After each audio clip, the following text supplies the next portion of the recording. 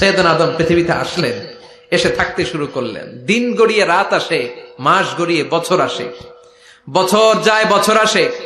ঠিক 940 বছর পর মালাকুল মাউত আদম আলাইহিস সালামের কাছে আসলেন, বললেন আনা মালাকুল মাউত উকিলা বিকুম, আপনাদের জন্য আল্লাহ আমাকে বানিয়েছে রূহ কবজ করতে। ও আদম, আবুল বাশার, পৃথিবীর প্রথম মানব, প্রথম নবী, আপনার সময় শেষ, রেডি হন।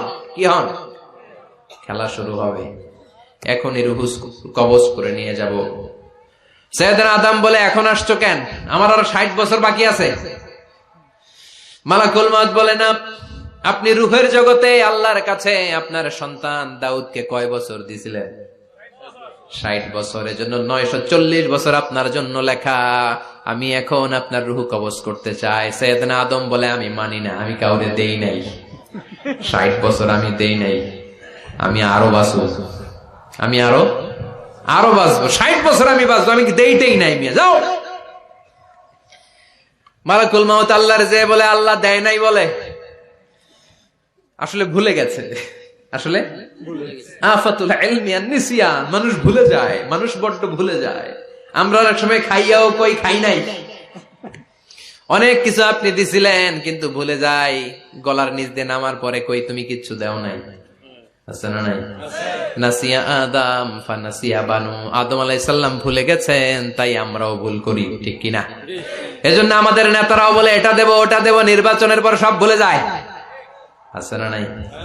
ওই যে আদম আলাইহিস সালাম ভুলছে, আমরাও ভুলে যাই। ওনাদের দোষ কি? ভুলে যায়, বেমালুম ভুলে যায়। আল্লাহ বললেন, মালাকুল মাউত আর জোরাজুরি করো না, 940 নয়, ঠিক 1000 বছর পরে আদমের কাছে যাবা। আমি আমার আদমের ভাগ্যে এই জিনিসটাই রেখে দিয়েছিলাম রে মালাকুল মাউত, আমি আগ থেকে এটাই রেখেছি। আমি জানতাম সে ভুলে যাবে। চিল্লা এখন সুবহানাল্লাহ। তার মানে পৃথিবীর সবচাইতে লম্বা মানুষ, 60 হাত লম্বা, এত শক্তিশালী আদম আলাইহিস সালাম শ্রীলঙ্কাতে প্রথম নেমেছিলেন। 1 লাফ দিলে আধা মাইল চলে যেতেন। সুবহানাল্লাহ। কি লম্বা মানুষ। আদম আলাইহিস সালাম চলে গেলেন, উনার পরের নবী ইদ্রিস আলাইহিস সালাম, উনি মরে নাই। ইদ্রিস আলাইহিস সালাম মরছে, কে বলছে? উনিও মরেছেন। তবে উনার মৃত্যুর আজীব এক ঘটনা আছে, অনেক লম্বা কথা। এক ফেরেশতার সাথে উনার বন্ধুত্ব হয়েছিল, বলেছিলেন আমি আকাশ দেখতে চাই, আল্লাহর কাছে অনুমতি চাই। আল্লাহ বলল ঠিক আছে, ইদ্রিসকে আকাশে ঘুরাও। প্রথম আকাশে ঘুরলেন, দ্বিতীয় আকাশে ঘুরলেন, তৃতীয় আকাশে ঘুরলেন, চতুর্থ আকাশে ঘুরলেন। ইন দ্য মিন টাইম চতুর্থ আসমানে মালাকুল মাউত পৃথিবীর দিকে নেমে আসছিল। ওই ফেরেশতা বলে, মালাকুল মাউত আপনি কই যান? মালাকুল মাউত বলে, একটু আগে আল্লাহ ফরমান জারি করেছে, চতুর্থ আসমানে আমার নবী ইদ্রিসের রূহ কবজ করো। সুবহানাল্লাহ। আমি বললাম, আল্লাহ আপনার পাঠানো নবী সাইয়েদনা ইদ্রিস থাকে দুনিয়ায়, চতুর্থ আসমানে পামু কই? আল্লাহ কয় কথা নাই, দৌড় দে। আমি দৌড় দিলাম, এসে দেখি ইদ্রিস আলাইহিস সালাম এখানে রেডি। সুবহানাল্লাহ। ওয়া রাফা'নাহু মাকানান আলিয়্যা, ইদ্রিস আলাইহিস সালামের রূহ কবজ দুনিয়ায় হয় নাই, চতুর্থ আকাশের মধ্যে হয়েছে। একটু চিৎকার করে পড়বেন সুবহানাল্লাহ। এরপরে সুলাইমান আলাইহিস সালাম, উনি তো মরে নাই, মরছে? উনি জিন চালাইতো, উনিও মরবে? শক্তিশালী একজন নবী ছিল। উনি মালাকুল মাউতকে বলেছিলেন, মালাকুল মাউত আমার মৃত্যুর সুয়াইয়া, সামান্য কিছু আগে আমারে বইলো, আমার একটা কাজ আছে। মালাকুল মাউত মৃত্যুর কিছু সময় আগে এসে বলল, সুলাইমান টাইম ইজ আপ, সময় শেষ, অল্প কিছু সময় বাকি, কি করবেন করেন। সাইয়েদনা সুলাইমান জিনদেরকে ডাকলো, ও জিনেরা, বিশাল একটা প্রজেক্ট আছে, প্রজেক্টে কাজ শুরু করো। আর কিছু জিনকে বলল, চারদিকে গ্লাস ফিটিং করা একটা রুম বানাও। সাইয়েদনা সুলাইমান আলাইহিস সালাম গ্লাস ফিটিং করা রুমের ভেতরে ঢুকলেন। এই রুমে ঢুকার দরজা নাই, হাতে একটা লাঠি নিলেন। কি নিলেন? লাঠির মধ্যে ভর করে দাঁড়িয়ে রইলেন আর জিনদের দিকে তাকিয়ে রইলেন। জিনেরা এত বদমাশ ছিল, সাইয়েদনা সুলাইমান দাঁড়িয়ে না থাকলে কাজ করতো না, ছিল ফাঁকিবাজ। কি ছিল? দাঁড়ায় না থাকলে আজও লোকজন কাজ করতে চায় না, ঠিক কিনা? মালিক দাঁড়ায় থাকলে ঠিকই কাজ হয়ে যায়। সুলাইমান আলাইহিস সালাম লাঠির মধ্যে ভর দিয়ে দাঁড়িয়ে রইলেন আর বললেন কাজ করো। জিনেরাও কাজ শুরু করলো। ওদিকে মালাকুল মাউত এসে বলো, সুলাইমান সময় তো শেষ। সুলাইমান বলে, সমস্যা নাই, রূহ কবজ করো। উনি লাঠির মধ্যে ভর দিয়ে দাঁড়িয়ে রইলেন। গ্লাস ফিটিং করা রুমের ভিতরে কোরআন সাক্ষী। মালাকুল মাউত ওইভাবে লাঠিতে ভর দেওয়া অবস্থায়, দাঁড়ানো অবস্থায় সাইয়েদনা সুলাইমান আলাইহিস সালামের রূহ কবজ করে নিলেন। উনি এমন ভাবে দাঁড়িয়েছেন, রূহ চলে গেল, লাশ হয়ে দাঁড়িয়ে রইলেন। লাঠির মধ্যে দাঁড়িয়ে আছেন, জমিনের মধ্যে লুটিয়ে পড়ে নাই। সুবহানাল্লাহ। জিনগুলো দূর থেকে ভাবলো বস তো দাঁড়ায় আছে। কে দাঁড়ায় আছে? জিনেরা মনে করছে বস দাঁড়ায় আছে, কাজ করতে হবে। করতে করতে পুরা প্রজেক্টের কাজ শেষ। ইন দ্য মিন টাইম ঝিঝি পোকা, উই পোকা, যেই পোকা কাঠ খেয়ে ফেলে, এই কাঠ খাওয়ার পোকা সুলাইমান আলাইহিস সালাম লাঠির ভেতরে ঢুকে লাঠিও খেয়ে ফেলেছে। সাইয়েদনা সুলাইমান আলাইহিস সালাম ধপাস করে জমিনে পড়েছে। আর জিনেরা কয় হায় হায়, খালি খালি কাম করছে এতদিন। সুবহানাল্লাহ কইবেন না? সুলাইমান আলাইহিস সালাম বাঁচতে পারে নাই, চলে গেলেন। মুসা আলাইহিস সালাম মরছে? উনি মরবে কেন? উনি তো খালি মারে। মরছে? এক থাপ্পড়ে ফেরাউনের বাবুর্চি নাই। মুখের আগে হাত চলতে কয়েকজন, এর মধ্যে মুসা আলাইহিস সালাম আছে না নাই? মালাকুল মাউত মানুষের আকৃতিতে অনুমতি না নিয়ে ঘরের ভেতরে ঢুকে গেল। ঢুকে বলে আনা মালাকুল মাউত, আমি মৃত্যুর ফেরেশতা। তো কি চাও? জিতু আন আকবাদা রূহাক, আপনার রূহ কবজ করতে আসছি। কিন্তু মুসা আলাইহিস সালাম দেখতেছেন দিব্যি একজন মানুষ, কি দেখে? আবার সালাম দেয় নাই, অনুমতি নিয়েও ঢুকে নাই। অমিয়া অনুমতি নিয়ে ঘরে ঢোকার দরকার আছে না নাই? মুসা আলাইহিস সালামের মেজাজ বড় গরম। উনি বললেন কি করবি? কয় আপনারে মারবো। কয় এদিকে আয়। মালাকুল মাউত মনে মনে ভাবে এতদিন সব মানুষগুলো আমারে দেখলে দিত দৌড়, আজকে মনে হয় আমারে দিতে হবে দৌড়। এক পা গায়ে দুই পা পেছায় সাহস করে সামনে গেলেন। আবার মুসা আলাইহিস সালাম দিলেন এরকম থাপ্পড়। ফাসাক্কাহু ফাফাকু আইনা, বুখারীর বর্ণনা, এক থাপ্পড়ে চোখ নাই। ঠিকই মালাকুল মাউত দৌড়, এক দৌড়ে আল্লাহর কাছে। আল্লাহ বললেন রাখো, এটা মুসা আলাইহিস সালাম, তার মেজাজ বড্ড গরম, আমাকে কথা বলতে হবে।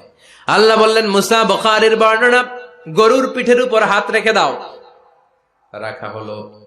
তোমার হাতের নিচে গরুর যত পশম, প্রত্যেক পশমের বিনিময়ে এক এক বছর করে হায়াত বাড়িয়ে দিলাম। মুসা আলাইহিস সালাম অনেক চালাক নবী। উনি বললেন আল্লাহ, আমার হাতের নিচে যদি গরুর 2000 পশম থাকে, তার মানে 2000 বছর হায়াত বাড়িয়ে দিলেন। কিন্তু এক্সট্রা হায়াত যখন শেষ হয়ে যাবে এরপরে কি হবে? আগে ওইটা বলেন। আল্লাহ বললেন সুম্মাল মাউত, তারপরে তো মুসা মরতেই হবে, আসতেই হবে। সাইয়েদনা মুসা আলাইহিস সালাম বললেন ফাল আনা, তাহলে আর দেরির দরকার নাই, এখনই আমি আপনার কাছে চলে যেতে চাই। মালাকুল মাউত মুসা আলাইহিস সালামের রূহ নিয়ে উড়াল দিলেন। সুবহানাল্লাহ। বাঁচতে পারছে? বিশ্বনবী মরে নাই, উনি ইন্তেকাল করেছেন। চিল্লায় এখন ঠিক কিনা? ইন্তেকালের আগে বিশ্বনবী প্রচন্ড অসুস্থ হলেন। মা আয়েশারে ডেকে বললেন, আয়েশা মনে হয় আমি বাঁচবো না। ওই যে খায়বার বিজয়ের দিন, খায়বার দুর্গ বিজয় করার পরে এক ইহুদি মহিলা আমার দাওয়াত দিয়েছিল। ওই দাওয়াত খেতে যাওয়ার পরে গোশতের মধ্যে বিষ মাখানো হয়েছিল রে আয়েশা। ওই বিষ মাখানো খাসির গোশত খেয়ে যে ব্যথা আমার পেটে উঠেছিল, আজ আবার সেই ব্যথা উঠেছে। বিশ্ব নবী ওই বিষ খাওয়ানো গোশতের কারণে ইন্তেকাল করেছেন। তার মানে বিশ্ব নবী শাহীদ। জামা আল্লাহু বাইনা নবুওয়া ওয়া শাহাদা, আল্লাহ বিশ্ব নবীকে শুধু নবী বানায় নাই, শহীদ হিসেবে কবুল করেছে। সুবহানাল্লাহ কইবেন না? প্রচন্ড অসুস্থ, উনি ছাড়া মসজিদে নববীতে কেউ ইমামতি করার সাহস পায় না। বিশ্বনবী বললেন আবু বকর তুমি যাও, আবু বকরও যায় না। বিশ্বনবী বললেন পানি আনো। বিশ্বনবী পানি দিয়ে ওযু করলেন। ওযু করে কয়েকজন সাহাবীকে ধরে উঠতে চাইলেন, আবার ধপাস করে বেহুশ হয়ে পড়ে যায়। বিশ্বনবী উঠতে পারে না। আবার বললেন ঠান্ডা পানি আনো। পানির ভেতরে বিশ্বনবী 2 হাত ঢুকিয়ে দিয়ে ঠান্ডা ভিজা হাত দিয়ে চেহারার মধ্যে মাসে করলেন আর বললেন ইন্নালিল মাউতিলা সাকারাত, হায়রে মৃত্যুর কি যন্ত্রণা, হায়রে মৃত্যুর যে কি কষ্ট। ও মিয়া, বিশ্বনবী যদি মৃত্যুর কষ্টে কাতরায়, আমাদের অবস্থা কি? আমাদের নসিবে কি আছে? আল্লাহ তুমি বাঁচাও, পড়ে না আমি। বিশ্বনবী কাঁদছেন, সাহাবারা একের পর এক দেখতে আসে, কান্নার রোল পড়ে গেল চারদিকে। বিশ্বনবীর কলিজার টুকরা নয়নের পুটুলি সাইয়্যিদাতুনা ফাতিমা বিশ্বনবীর কান্না সহ্য করতে পারে না। বিশ্বনবীকে ধরে ফাতিমা, সাইয়্যিদাতুনা ফাতিমা বিলাপ করা শুরু করে দিলেন, চিৎকার দিয়ে কান্নাকাটি শুরু করে দিলেন আর বললেন ওয়া কুরবাবা, ওয়া কুরবাবা, হায় হায় আমার বাবার কি কষ্ট, আহা আমার বাবার কি কষ্ট হচ্ছে। বিশ্বনবী বললেন ফাতেমা তুমি কেঁদো না, আমার কষ্ট আজকের পরে আর থাকবে না। আজকে তোর বাবার সব কষ্ট বন্ধ হয়ে যাবে। কি যেন কানে কানে বললেন, ফাতেমা আরো কেঁদে দিল। আবার কানে কানে কি যেন বললেন, ফাতেমা হেসে দিল। বিশ্বনবীর ইন্তেকালের অনেক পর মা আয়েশার কাছে ফাতেমা বললেন, আমি যখন প্রথমে কেঁদেছিলাম আব্বা বলেছিল আমি আর বাঁচবো না রে ফাতেমা। আবার কানে কানে একটা কথা বলার পরে হেসেছিলাম, আব্বা বলেছিল আমার পরে আমার পরিবার বর্গের মধ্য থেকে সর্বপ্রথম তোমার সাথে আমার দেখা হয়ে যাবে রে ফাতেমা। অল্প কয়েক মাসের ব্যবধানে সাইয়েদাতুনা ফাতেমা উনিও ইন্তেকাল করলেন। বিশ্বনবী শোয়া থেকে উঠতে পারে না। এক সাহাবীকে দেখলেন মেসওয়াক করছে। বিশ্বনবী মেসওয়াকের দিকে তাকিয়ে রইলেন। বিশ্বনবীর নিথর দেহটা পড়ে আছে। আয়েশারা যে বলবে আয়েশা মেসওয়াক দাও, বলতে পারে না। মা আয়েশা বুঝতে পেরে মেসওয়াক আনলেন, বিশ্বনবীকে মেসওয়াক করিয়ে দিলেন। এবার বিশ্বনবী বললেন, ও আবু বকর শোনো, আল্লাহ আমাকে অপশন দিয়েছে। কি দিয়েছে? আল্লাহ বলেছে নবী আজীবন থাকতে চাইলে থাকেন, আর আসতে চাইলে চলে আসেন। আমি থাকতে না চেয়ে আল্লাহর কাছে চলে যাওয়ার ইচ্ছা করলাম। সাইয়েদনা আবু বকর কান্না জুড়ে দিলেন। বিশ্বনবী বললেন, আসসালাত আসসালাত, ও আমার উম্মতেরা নামাজ তরক করো না। ইন্তেকালের আগে বললেন নামাজ ছেড়ে দিও না। আর বললেন ওমা মালাকাত আইমানুকুম, তোমাদের অধীনস্থ কর্মচারীদের সাথে খারাপ আচরণ করো না। ঘাম শুকানোর আগে পয়সা দিয়ে দিও। আর হাত দুটো উঁচু করে বললেন আল্লাহুম্মা ইলার রাফিকিল আলা, ও আল্লাহ আমি আপনার কাছে যেতে চাই। এই কথাটা বলে বিশ্বনবীর হাত দুইটা থপাস করে জমিনে পড়ে গেল। বিশ্বনবীও চলে গেলেন।